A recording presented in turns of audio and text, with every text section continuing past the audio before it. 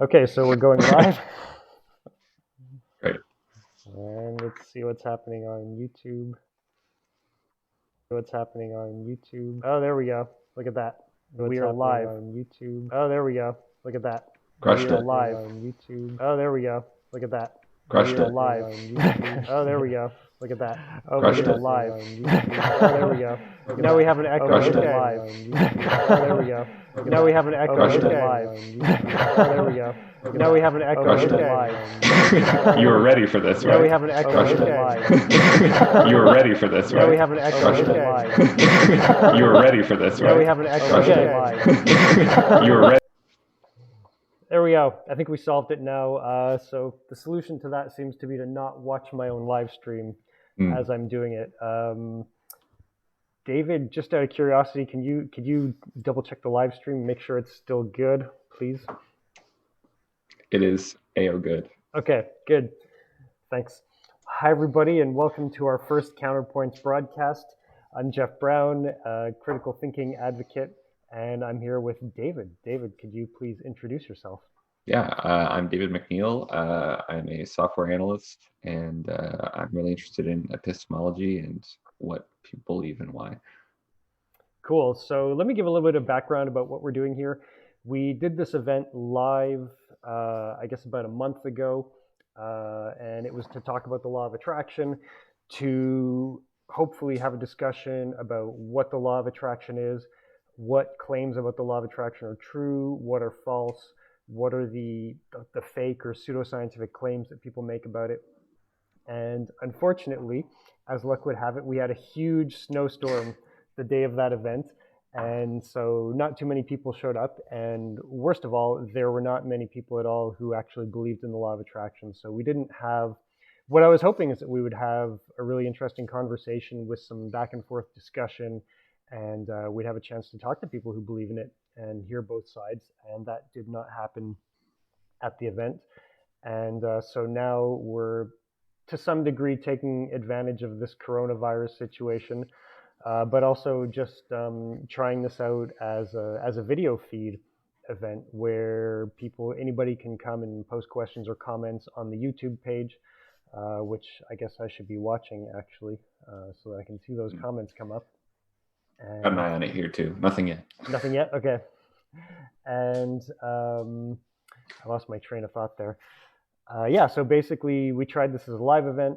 Now we're doing it as a live stream, kind of inspired by the streaming show, The Atheist Experience, if anyone has seen that, where basically we would have people call in or comment, and we would just have a conversation with them.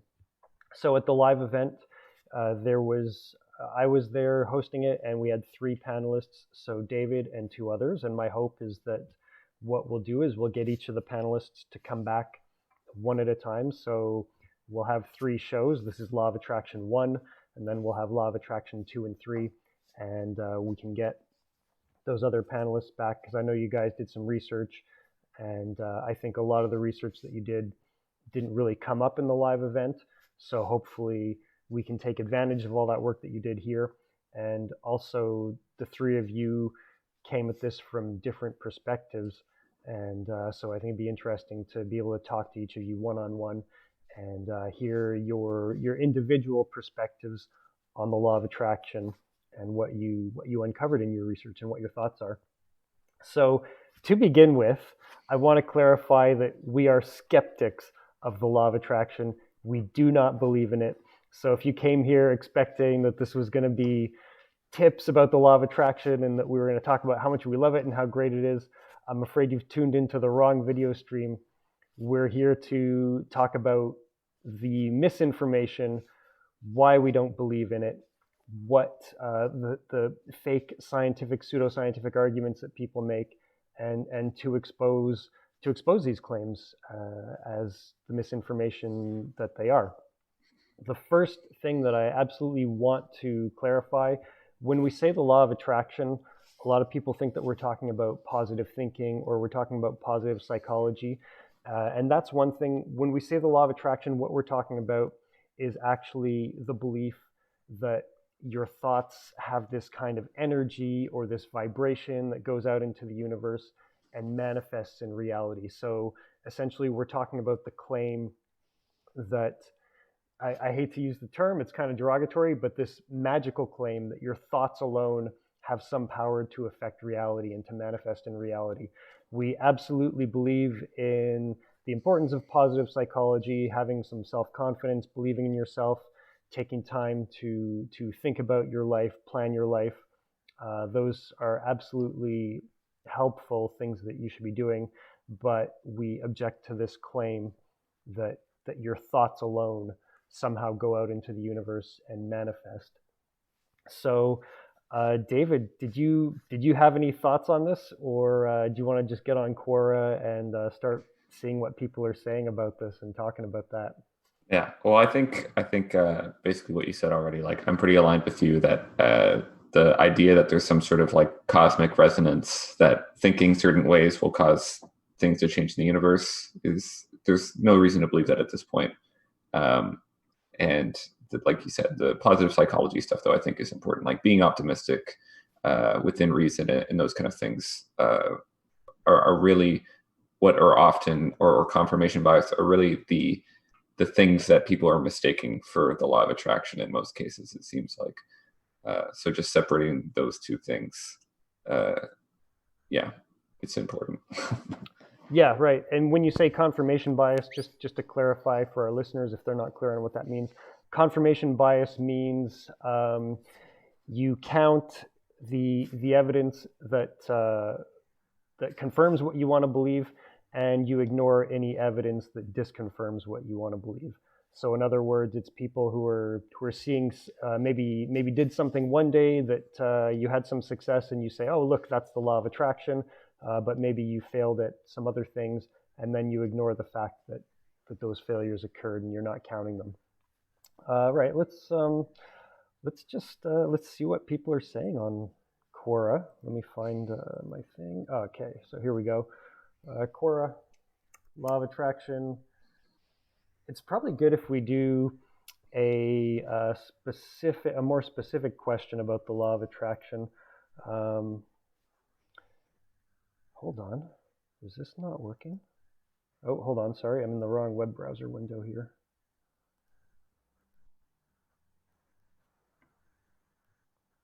Just trying to see. Do you have any specific questions about the law of attraction? For me, I think. Or you know what? Here's like Yeah. Yeah, that's always the one that really gets me, is like there's a lot of debate, it seems like, on what works and what doesn't. And I'm curious like how people even go about deciding like how they've confirmed that these things are working. Like what evidence is actually there? Because like if the law of attraction actually exists, I'd like to know about it. But I haven't seen anything substantial yet to persuade me in that direction. Right. So what's the best way to use it? Does it really work? Yeah. So let's just see what these people are saying here. Gina Vincenza, some things I started paying attention to that let me know how I was doing. Look at what's working and what's not in your current reality that tells you where you need to clean up your vibration. So that's kind of interesting. Maybe let's start with that one. Look at what work. Well, I lost it. I was reading it off the stream. Oh, sorry. But Okay, it's all good. Look at what's working and what's not in your current reality, and where you need to clean it. Okay, so I mean, what's difficult in that for me is I don't know what my vibration is. I actually had a talk with someone a couple weeks ago in this kind of same vein, where they were basically saying like. It was at a philosophy meetup, and the question they put forward is like, do humans give off frequencies in the universe, and can we pick up from those frequencies? And the example they gave was like when you walk in a room and no one said anything, but you kind of get like a feel for the room. Mm-hmm. And my response to that was basically like, well, you could do some controls, like you could like, put a blindfold over the person and cover their ears and maybe cover their nose or something like that, and then see if they still get that feeling when they walk in the room. and that would say that there was something other than your senses giving you that frequency or vibration. But yeah, the first red flag in this premise for me is the vibration, because I don't know what we're even talking about. Like, are we saying that like if you stomp your foot hard enough that there's a vibration, or are we talking about like your mind powers are giving off a vibration? And if so, if there's a vibration, then we should be able to measure that some way. Yeah. I want to go back like one step and say that I'm with her for the first half of what she's saying. Yes. Look at what's working in your current reality and what's not. I'm with her at that point. That's great advice. But then, yeah, she gets into this thing about the vibrations. And this is where there's this weird thing of, I don't know how the person intends, how is this person speaking? Is she speaking metaphorically, in the sense that, like you say, a person walks into a room and they say that they feel the vibration of the room, right? And we all feel that because you have eyes and you have ears, and we're social creatures. And if people in the room are happy or sad or angry at each other, you immediately see that and you get a feeling. And there's nothing magical about that. It's not because their thought vibrations are going out and hitting you. It's just because we're social creatures. So if you mean this in a metaphorical way of, oh, like, I don't like the vibe in this room, just as a way of explaining what your social perception, that's fine. But then we get into things like what we were talking about before here with these thought vibration scales. And you see this on the screen, right? The different colors and the different feelings, and they have these measurements here, 700 to 1,000. We don't even know what they're measuring. Well, I remember when we talked about this, you brought out like an app and you put it at like whatever it was, 700 to 1,000 hertz, and we learned what the sound of enlightenment was. So,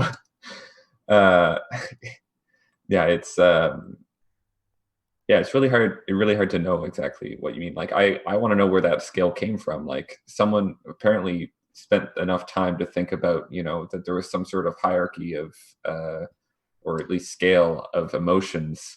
And this, like, I would assume that you want to be at the top of the scale. You don't want to be in shame, and you want to be in enlightenment. But how does one adjust to their frequency? I don't know. That's an interesting question, actually. Do you want to be at the top of the scale? Because I notice courage is kind of in the middle. And what if you're in a situation where you need courage more than you need enlightenment? Do you want to go down the scale, lower your vibrations? Courage is even below neutrality, which I find kind of strange. Acceptance. Yeah, it seems like a lot that, like, desire isn't necessarily a bad thing. Where do you see? Oh yeah, that's weird. And also, and desire shame isn't always a bad thing either. That's true. Yeah. What if you deserve your shame, right? What if you wronged someone? Shame is a very useful response in certain contexts. Yeah, so that's a good question. Is this even a scale that goes from good to bad, or is it? There is, if you look at the top, though, it's kind of like it's getting. You've got suffering, getting by, flow. If you actually look in the cone there, and then at the top one, I think it says ultimate consciousness. So, ultimate consciousness sounds pretty good. I see omega at the top and alpha at the bottom. I mean, that pretty much puts it out there for you. There's also pure Tao is on there as well. So. Oh yeah, which is below ultimate consciousness. I wonder what does that mean? That would make me think that you want to be near the top as much as possible. I imagine pure Tao is from Taoism, but I don't know the strict definition. I think it's probably some expression of enlightenment. Okay. All right. What's your step 2? Pay attention to where you have pain or illness in your body. Good advice so far. Look up the metaphysical meaning of it, and it's probably related to thoughts, feelings. Or hurt and where you have illness is good. Um, but there's kind of like a correlation causation problem. There's limits to Yeah. what you can do with placebo effect. Yeah, I think it's definitely a case of like there's a certain limit of like having a positive attitude can definitely help in those situations, because like being sick and telling yourself that you're sick the entire time is not going to like help you get through it and may make things worse for you. But that's like as we discussed before, that's more of an artifact of your actual brain chemistry than it is of any kind of cosmic force at that point. Yeah. Sorry, I got distracted. I was looking to see if there was any comments yet. It's all good. All right, next up. What was happening in your dreams? I noticed I was getting a lot of awareness and guidance in my dreams when I looked up the dream meaning of the main items, colors, places, people. Oh, sorry. Try to read that. It's all good. It's a delay anyway. Sorry? There's a little delay anyway, but so I get a couple extra seconds reading it. But what's happening in your dreams? So sorry, this is starting to pay attention and let me know. Okay, so she's paying attention to her dreams. I mean, maybe we can move on from her. Let's see what else she has. Meditate. Okay, that sounds like good advice. Follow random ideas that feel good and pop into your head. Learn to allow things to happen. If something is going wrong, make a list. Thank everyone you're mad at. Thank every bad experience you've ever had. Okay, here we go. What's this? Raise your vibration by imagining yourself being filled with light and growing bigger than your house, bigger than your neighborhood, bigger than your city. Expand past your state, country, past the earth, the solar system, the universe. By making your energy big, it makes you bigger than your problems. So like, and just to comment too, like, because we just like skipped over a bunch of things, and it's because like as we said before, those are all seem like good advice. And even here, like the first part of what she's describing is very similar to what you would do in kind of like a loving kindness meditation, where you would extend like your caring of other people and you push it outward and outward and outward and outward. And I think that the effect that can have is it makes things easier for you and makes like that you don't feel like you have as many enemies, and it's very peaceful. So the conclusion that she has, I don't know if we can quantify that, because the conclusion is basically that it makes your problems smaller. I don't think that they actually become smaller. You maybe just aren't worried as much about them as you were before. I do think that like if meditation is working for you, then meditate. But on this particular topic, I don't believe that the reason meditation works is because your thoughts are actually changing anything in the universe. Mm-hmm. Although interestingly, I don't think she's actually said that yet. She's talked about raising your vibration and using this vibration metaphor that we both agree is kind of sketchy. Yeah. But I don't think she's actually making that claim. Thank every penny you find. There's this weird anthropomorphization here, like saying thank you to the penny, blessing and loving things. Yeah, like you were saying, a lot of gratitude here. Notice the people. If you have situations, believe solutions are on their way to you. Yeah, there's this kind of stuff like this, which is it's a lot of feel good stuff, and honestly, like that all that stuff can work. But I like the caution that I always throw at it. And one of the people who came to the other meetup was talking about that kind of like in their era, there was a lot of this forced positivity.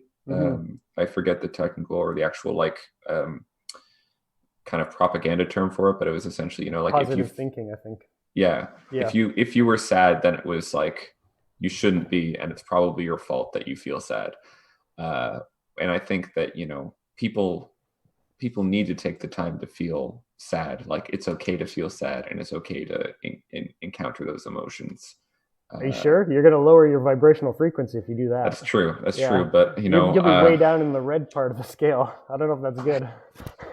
I mean, but I'll also be an alpha, so that's okay. You'll be an alpha male at that point. I guess so. uh, um, but yeah, so I think that like, a lot of the sentiment there is like, it's good to be positive and things like that. And it can be helpful. And, being optimistic gives you more opportunities because you take more chances, and that's always good. But then the counter side to that is like, just make sure that you're not blindly positive, because there are points in time where you shouldn't be. I can think of a very salient example right now where it's like, don't just believe that you're not going to catch a virus. Actually, Right. actually follow what's going on. Like, no matter how much, as far as I know, no matter how much you meditate and think positively about the problem that's currently happening in the world, because there are people doing this right now, it's not going to disappear overnight. Mm-hmm. Yeah, and also I think that there's a trap that some people fall into of taking positive thinking too far. You need to have emotional self-awareness and to recognize when you're going through difficult times in life, when you need to maybe face your problems, face the fact that you're maybe not as happy as you want to believe, and deal with your situation. So I think anytime you oversimplify your feelings or your way of dealing with your problems in life or your challenges, there's a danger to that. Yeah. Let's see what this next guy says. Law of attraction. Oh, he's got a lot to say. Okay, law of attraction is one of the most powerful law ever prevailed in the universe. Okay, this is sounding like he's going to tell us it's a scientific law. It's the most powerful law ever prevailed. I think this guy is not English first language. Law of attraction, just like gravity, is always working, and in order to use it effectively, one needs to maintain control of two things: thoughts and emotions. I have seen people defining law of attraction like attracts like. Thoughts become things. You are a human magnet, and so on. But from my personal experiences, I have come to realize that even though these are some prominent characteristics of this law, it still doesn't emphasize the very first hack needed to begin using this law. Think law of attraction as a mirror between your inside and outside.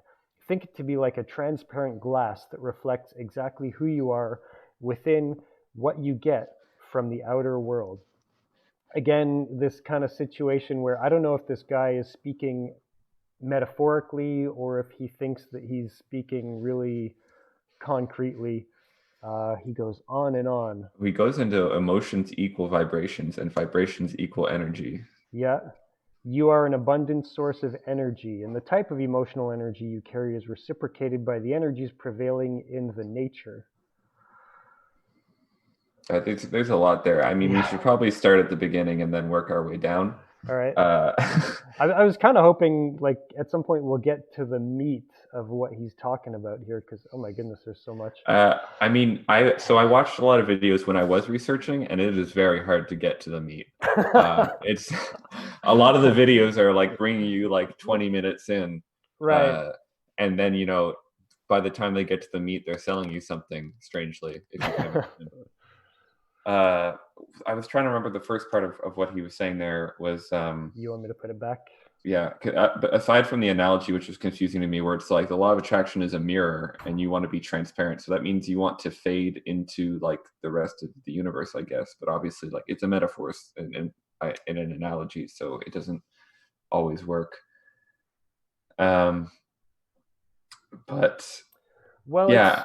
It seems like he's like there's this like attracts like saying that people often use. Thoughts become things. It sounds like he's just saying that your inside, which I guess he means your thoughts, correspond to your outside. Your thoughts shape your reality. Okay. Yeah. That's how I understand what he's saying, and that seems to me is the quintessential law of attraction claim, right? Your thoughts mirror the outside world. Yeah. It's because when he was going through that, for some reason I was thinking like literally like the outside, like the epidermis and like his insides. Which is why it's a bit more difficult in this context. I wish that was true. I could grow my hair back. I mean, that should be a That perfect example of like a law of attraction case to me. being able to Like, grow my hair back. yeah, like that should be like a clear-cut case. Yeah. Is like if it works, then you should be able to grow your hair back. But then like I've heard that it's and I think you had mentioned this too. Is it's like it seems like there are certain rules that always pop up whenever, like, depending on how selfish the goal is or something like that. Like it changes the rules of the game. Uh, so it's a very flexible law, or punitive law maybe. Oh, you're saying you've seen people who say that the law of attraction doesn't work if you use it purely for selfish gains? That or that basically like you can't ask for a specific thing. You need to be Okay. more broad. So it's like you know, I, I really apologize for using your example now, but No, no, it's like go, go for it. you wishing for hair is like eventually like that might manifest itself with either like a wig falling on your lap one day, or something like that, and like that was your moment, that was your gift from the universe. Okay, it's like No, the monkey's paw, right? Be careful what you wish for. yeah. Hmm. Yeah, I've seen all kinds of different claims. I've heard some people say that you can't get something specific. I've heard other people say the opposite, where they say focus your thoughts really specifically, visualize what you want. The more specific you are, the better it works. So, and this is one of the other problems, right? I think you mentioned this earlier. You ask, how does the law of attraction work? How do you use it? Everybody gives you a different answer. Yeah. And like what you just described too is like there's a certain amount of like, this is like, I think the main reason why this comes up is that when you actually focus on something like that, like it's the same thing like when you buy a new car, you suddenly realize that like everyone drives the same car as you. Mm-hmm. Like it's just like the confirmation bias starts going through. There's actually like a framing effect too of kind of, you're focusing on this thing, so then you start to notice more things around that or related to that. Uh, Yeah. that it's a combination of confirmation bias, or at least my understanding of. I should step in very quickly to be like, I'm not a trained psychologist by any means, but from my understanding of these principles, like you're basically set up to believe those things if you're focused on those things, or to like see more of those things if you're focused on those things. Mm-hmm. Yeah, and also in terms of what I would call the reasonable law of attraction beliefs, in other words, the reasonable beliefs that people have that sound like law of attraction stuff and often get confused. One of them is this idea of fortune favors the brave, right? Like just taking risks and looking for things. And the classic example that my business coach and I, we always, it's like an ongoing joke with us. It's looking for parking spaces, right? You can be really defensive and be 5 blocks away from where you want to go and take the first parking space, or you can take a risk and drive right up to the front door and hope you find a parking space, right? And oftentimes if you do that, you find a parking space that's a lot closer. And so some people interpret this as the universe delivering you this parking space because you were focused on it and because you were so brave. But really, it's just if you're looking for something, obviously you're more likely to find something if you're looking for it, right? I mean, I can't tell you how many parking spaces I've missed walking around Montreal.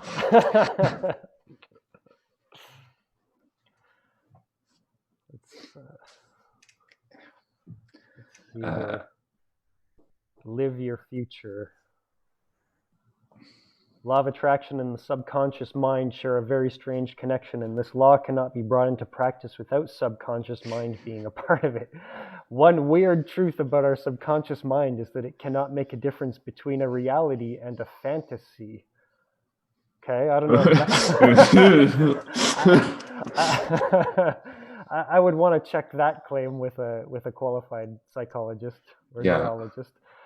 And accepts any nature of thoughts you think most of the time. If you think you already are a millionaire, the subconscious mind will adhere to it as a de facto. Once it adheres to your thoughts, it will start working on it to make it your reality. So you need to live your future as if it is already your present, because those vibrations will indeed give you your share of experiences. Go and get a test drive of the car you always wanted to buy, or just ask the salesman to let you try your favorite watch for a minute and relish the feeling of wearing it on your wrist.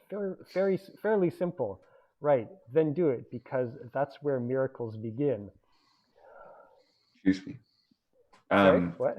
I burped a little bit. Okay. Uh, I think though, like the biggest like there are plenty of things that are concerning in that text, but the one that like jumps out to me right away is just like the strange interplay between the law of attraction and the subconscious mind. Hmm.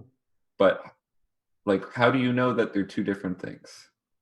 Like that's where it gets really like messy for me. Is like because I have yet to see anyone being able to actually, like we were talking about before, like they can't point to the vibration, they can't point to the frequency, and we're talking about things like confirmation bias and framing that are artifacts of the subconscious mind. Um, and if two things are so similar to each other, and you can't pull them apart, then they're probably the same thing. Uh, So yeah. you're saying that the two things that you're referring to are the law of attraction as he's claiming it, the kind of the magical law of attraction versus confirmation bias and all of these psychological traps. Is that what you're So saying? so basically, yes. It's like specifically, he's saying that like it's the interplay between the law of attraction and subconscious mind. They don't understand it, and it seems like they're very closely related. Um, and so, like, I'm not saying that the cosmic stuff exists, but kind of like what we've talked about already, um, that your subconscious mind is actually feeding you this information that makes you think that the law of attraction, like you're attributing it to the law of attraction, but really it's these other processes. Uh, but the law of attraction is a much better story than this is how my brain works. And if I actually Right. focus on something, I might be able to get to that result. Yeah, and I would be curious too as to what success this guy has even achieved in the things that he's talking about, right? He's Mm. saying, go get a test drive of a car, try the watch on in the store. Did he get the watch? Did he get the car? Yeah.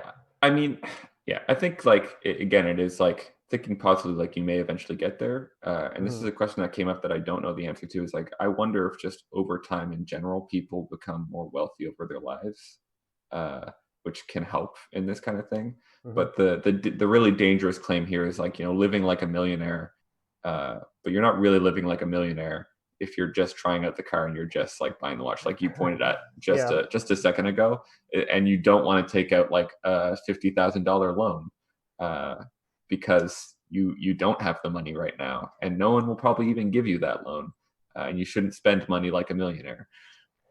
Yeah, there's this weird double speak here, right? Like he Mm, says, live your future. But like you say, if you really believed you were a millionaire, you'd take out the loan and you'd buy the car and mm, probably find yourself in financial ruin 6 months later. So there's this kind of weird thing where they're saying act like a millionaire, believe you're a millionaire, but at the same time, that would be out of touch with reality. yeah. And you're kind of left to your own devices to figure out where you draw that line. And I forgot where I was going with this. It's also like the like this is a good point to interject, and I think we touched on it a little bit, but basically like there's also this idea of like almost like victim blaming, where it's like if you follow everything this person says and it still doesn't work for you, then you did something wrong. Like Hmm. it's your fault that you're not a millionaire because you didn't follow the rules that were laid out somehow. When sometimes people just get struck by lightning, and that's what happens. Yeah, and that's kind of like antithetical to the whole point of the law of attraction, right? Like, Hmm. what's the appeal of it? What's the promise? It's this idea that um, you. I think that we all suffer a little bit in life, and we're all a little bit maybe unhappy or unsatisfied with where we are in life, right? Nobody loves their job totally, or loves it. We all wish we had more money. We all wish we had more free time, more success, more fame, whatever it is. And you wonder, why don't I have these things that I see I see other people have, right? Instagram influencers or famous people. Why don't I get the awesome things that they have?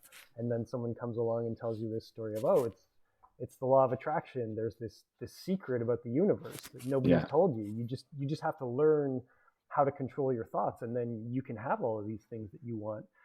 But that doesn't seem to be working. I haven't met too many people who believe in the law of attraction who are living that life that I would want to live, other than the people who are profiting off of selling law of attraction products and services. It reminds me a little bit of like the model seems very similar to and this may still exist, but it's kind of like the weight loss programs and things like that. Mm-hmm. When you see like the model of basically like the before and after, they have all these success stories, but like realistically, there are a lot of people that try that stuff and it doesn't work for them for some reason. And you only really see the people that, you know, did the Atkins diet and got shredded afterwards. You don't see all the people that like tried the Atkins diet, had malnutrition and decided to go like some other way. Right. Yeah, you only get the testimonials that make the product look good. Yep. Yeah. Buyer beware. The other thing that bugs me about the way this is written and that you see so often is this kind of dancing around exactly what we're talking about. Yeah. Right? Like at the end he says, fairly simple, right? Then do it, because that's where miracles begin. But the thing is, if you're vague enough, you can always say that they did something wrong. Yeah. I don't think that that's the intention of the person writing this, but it is also a consequence of it. Mm-hmm. It reminds me of how I used to write my papers in high school. You know, you just use weasel words all the time, so that you don't have to be specific about what you're talking about. And then when you're wrong, the teacher can't really call you out on it. It's sort of like this, right? He's not really promising. He's not saying you're going to get the watch or you're going to get the car because you tried it in the store. He's just saying that's where miracles begin, whatever that means. It's a good way to write a book report, though. Yeah. High school students, take note. Let's see what other answers are here. What's this?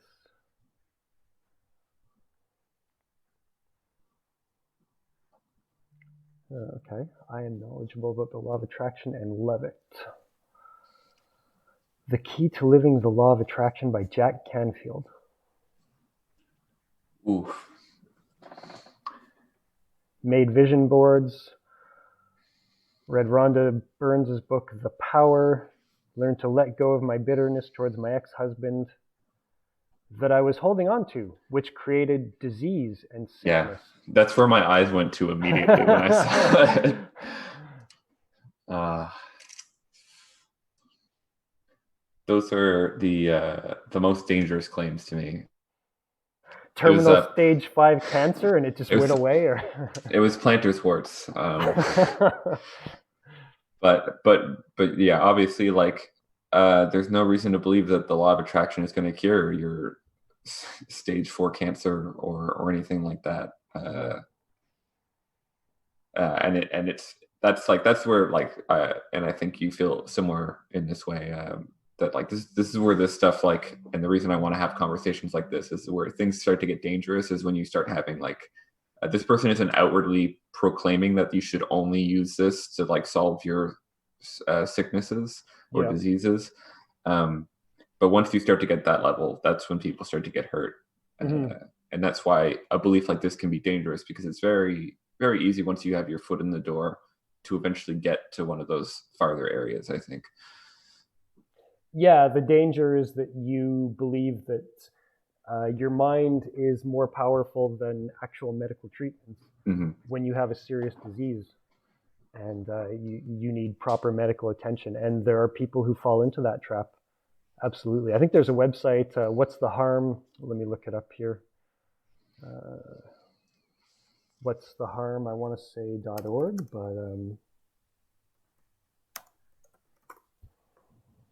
What's the Harm? Here we go. What's the Harm.net? Yeah. And so you can actually look through here and see all of these different kinds of, I guess, pseudoscientific or supernatural beliefs. And they talk about actual stories of people who have been harmed by it. I don't see the law of attraction here. But, oh, wait. It's probably under another name. There are a couple different names. Do they have a search engine here, just out of curiosity? Yeah, let's try. See what they have.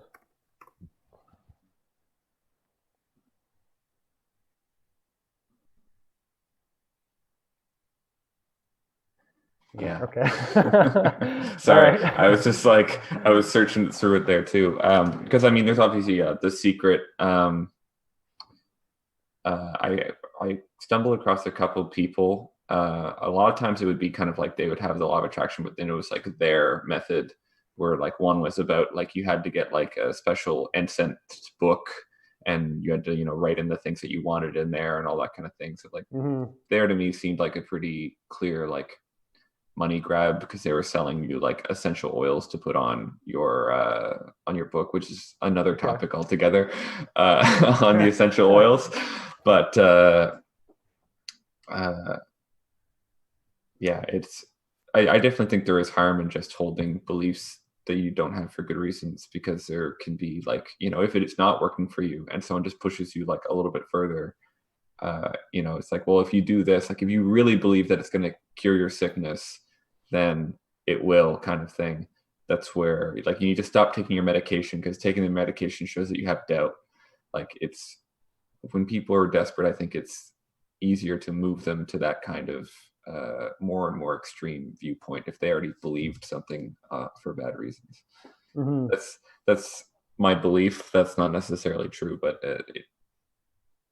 it seems to be the case to me. Yeah, I think that risk is always there, and I think that it sounds kind of cliche, but how you do anything is how you do everything, right? I don't like this idea that you can suspend your critical thinking in certain areas because you think they're not important or that they're not dangerous, and right, like this idea that, oh, the law of attraction, I'm just filling my vision boards and stuff, there's no harm, right? I'm not gonna worry too much about whether it's true or think critically about it. But when it comes to other things like choosing medical treatments and voting for politicians and all of these things, then I'm going to apply my critical thinking skills. I don't think that works out very well. I think you either have good critical thinking habits that you employ or you don't. And if you allow yourself to slip because you think something is harmless, you're running the risk of believing misinformation in other areas too. Did you know there was a like 30-day law of attraction? Like, what's the correct word? Like a challenge? Yeah, like a challenge, a 30-day challenge. Interesting. Yeah, I begrudgingly went through one of those videos. I'm curious if there's anything on Quora, though, specifically like what people have observed in those challenges and things like that. I think that it is like a lot of like, we're going to keep bringing it up, like confirmation bias run amok.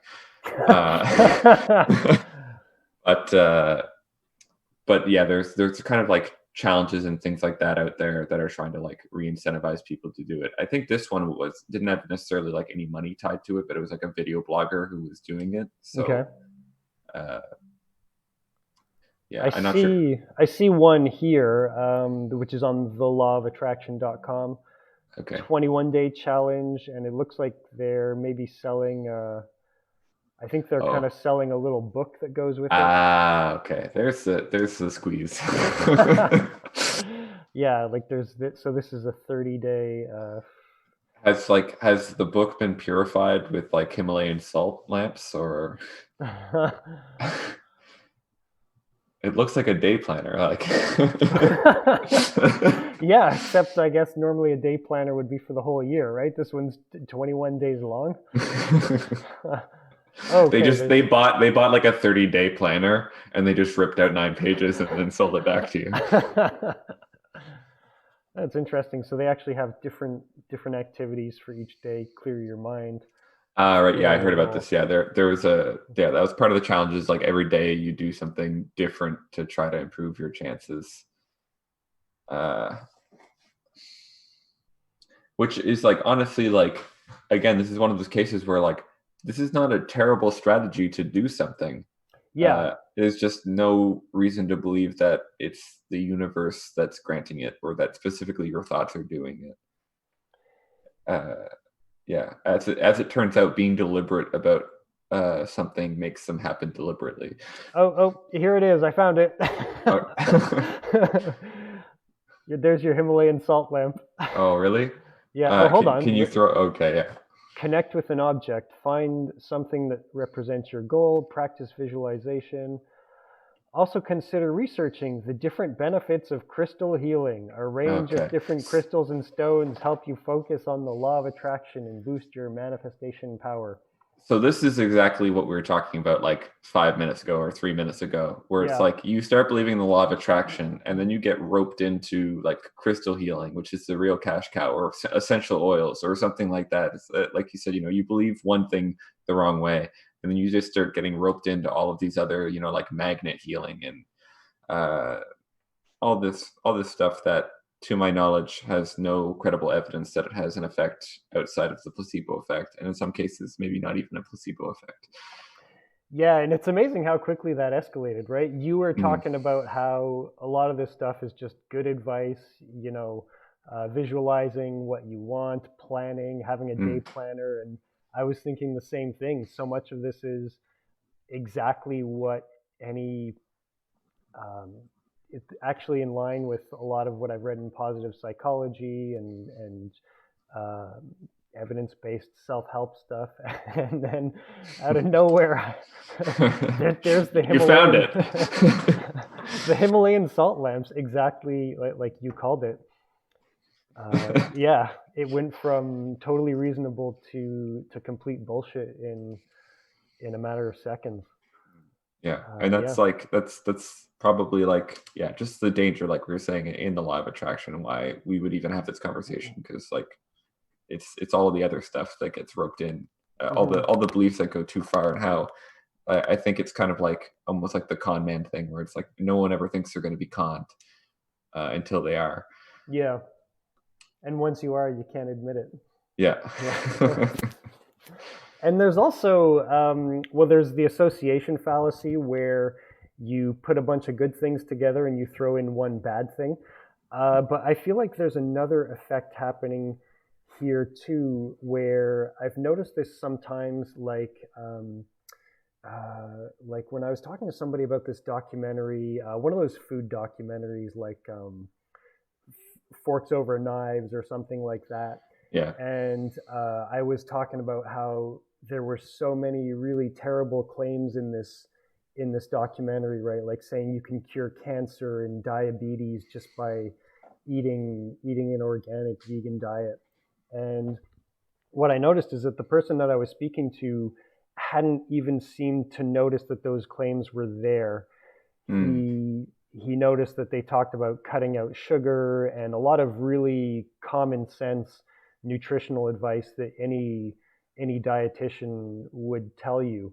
And he just completely missed that there was this really dangerous misinformation in there. And I wonder if sometimes you get the same effect happening here where there's all this great advice, right? Plan your Yeah. day, set goals, and people go around recommending this stuff without even realizing that they're also telling you to use crystal healing, which is complete bullshit. Yeah, and I think we talked about this in the panel that we had a couple weeks ago. But the like positive psychology is like it's a nice name, uh, but I think it's more off-putting than the law of attraction. And there's also more consistency when you put the label law behind something. So it sounds like one of the claims earlier is like it's as true as gravity Hmm. is a law. Um, and so you can actually like because it's a law that means it can't be broken, so you can put your faith in it kind of thing. Like it gives comfort in the actual name that's applied, and I think that that's why people are more, they want to have a name like that to attribute something to, than to simply say that it is you know something that comes from our brain chemistry, Right. or it's as it turns out, actually planning things out will give you positive things, because it's not as like catchy, it's not as wonderful a story to tell yourself, compared to you're following this cosmic law that'll unfold the entire universe to you, and everything good that's happened is because you like worked hard to this law. And like, that's not to say that people don't work hard and don't earn things. That's not also to say sometimes people are just very lucky. Yeah, it makes it sound so easy, right? Hmm. It's a law. How can you go wrong if it's a law? Yeah, exactly. Yeah. Whereas if you talk about psychology, then you know that there's a whole science behind it, and it sounds so complicated. Yeah, and the science can change, because especially in Yep. psychology, where there's there's been some problems with reproduction. We can put it that way. Yeah. Yeah. It's unfortunate. I I always want to ask people though when they talk about the law of attraction, what is the actual success rate of the law of attraction? Mhm. Because if it's a law, it should be 100%, right? Yeah. And gravity never fails. I mean, to my knowledge, Yeah. because even in the case of gravity is more like, from my understanding, like, it's, we're confident that it's there, but it's also, like, we could get to the edge of the universe and find out something totally different. We would have to change the law of gravity. Like, nothing Mhm. really breaks the law of gravity. Just things break our understanding of the law of gravity, because it's Right. it's the description we make of the universe, rather than something that actually tangibly exists in the universe. Yeah. And there you go, complicating things again. Yeah, I'm sorry. You and your science always changing, always making caveats. Yeah, Yeah. always updating our models. Yeah. What are we thinking? As new evidence comes in. Yeah, but that's the difficulty, right? Of representing the world accurately and achieving a proper understanding of the world is not simple. Hmm. If you want to properly understand the world and to deal with your challenges in life, then you gotta be willing to change your mind and accept that things are not as simple as you want them to be. And I feel like we're drawing towards a conclusion here. Oh yeah, yeah, we're Yeah, rolling and it down. yeah, and we have 5 minutes left. So We have a clear chat. clear We're just chat getting to. started, though. We're just Let me see if anybody's even still watching this. Oops, I'm in the wrong we have website. we have 3 people watching. Oh yeah, well I think I'm one of them. yeah I know you. So We have one yeah, person watching. or two other people watching us. Yeah. Yeah, well, let's maybe take a minute to reflect on the experience since this was the first time that we did a live stream. Yeah. Um, I think it would, like, my biggest reflection. Sorry to cut you off. It's just, I think it would be great, going forward in things like this, is to have someone who genuinely believes in the law of attraction. The difficulty will be is that, like, what they believe in the law of attraction will be different from what someone else believes. But you can at least have a conversation there to at least work through what an individual has, because like in this case, we're reading text that people put forward.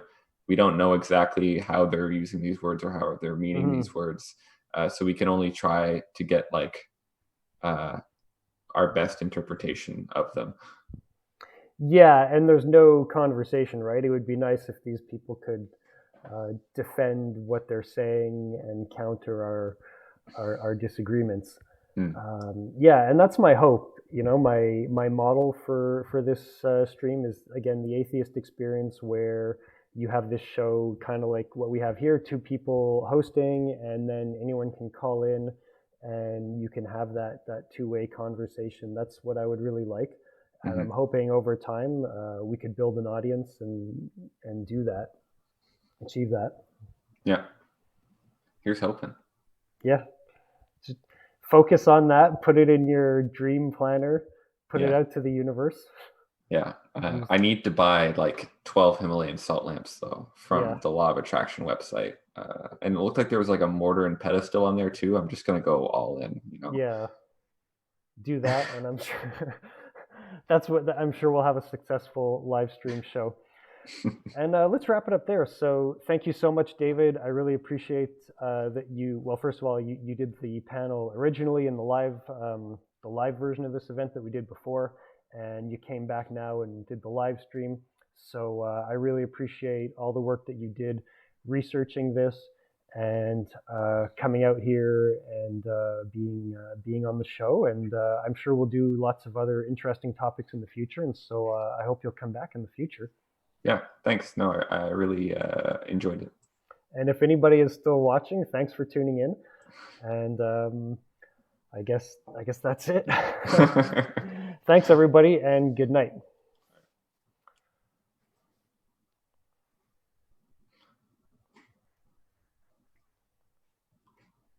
Is it off now? No, it's not off yet. Oh no!